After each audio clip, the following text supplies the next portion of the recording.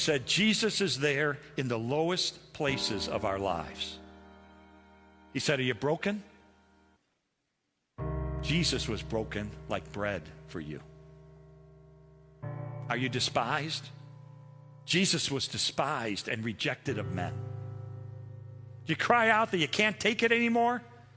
Jesus was a man of sorrows and acquainted with grief. Did someone betray you? Jesus was sold out for 30 pieces of silver. Are your tenderest relationships broken? Jesus loved and he was rejected. Do people turn from you? Well, guess what? They hid their faces from him like he was a leper.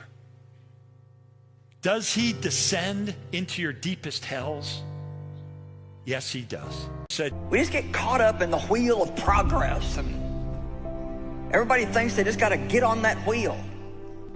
But you know what? We're in the world and not of it. And I really have come to the conclusion that God's intention for us is to spend most of our time here getting ready for there.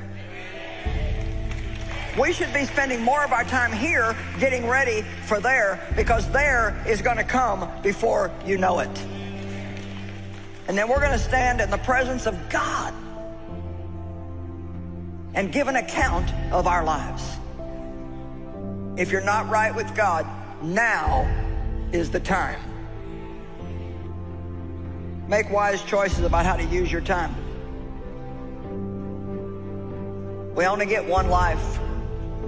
Let me just remind you of one thing, and that is that God is so powerful and so good that he was able to take the worst possible thing that could ever happen in the history of the universe, which is deicide, the death of the Son of the God on a cross. He was able to take the worst thing that could ever happen and turn it into the best thing that has ever happened, which is the opening of heaven to all who follow him. And so you have to say to yourself, if God can take the worst possible thing that could ever occur and turn it into the best possible thing that could ever occur, could he not take my pain and my suffering and cause good to emerge? And the answer is, of course he can. Yes, he can, and he will. He will. He would use your suffering perhaps to draw you into a deeper and more intimate relationship with him. One philosopher said this to me. He said, Lee, I believe all suffering is at least potential good, an opportunity for good. He said, it's up to our free choice to actualize that potential. He said, not all of us benefit from suffering and learn from it because it's up to us. It's up to our free will. So we make the choice. Are we going to run away from God, or are we going to run to God?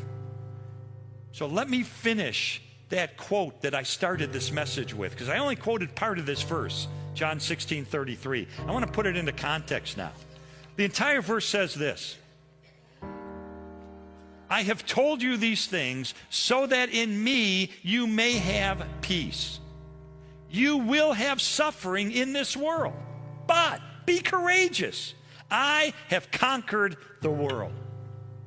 If you could ask God any one question and you knew he would give you an answer right now, what would you ask him?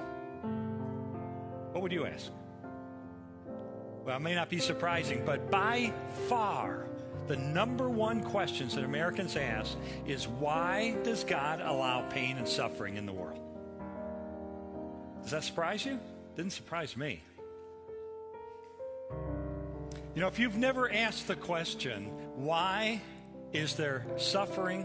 Why is there pain in the world? The chances are you will when it strikes you full force, or it strikes a loved one full force. And you know what? It's going to come. It's going to come. Jesus was honest. Jesus said, you're going to have suffering. Jesus said this in John 16:33. He said, you will have suffering in this world. You will.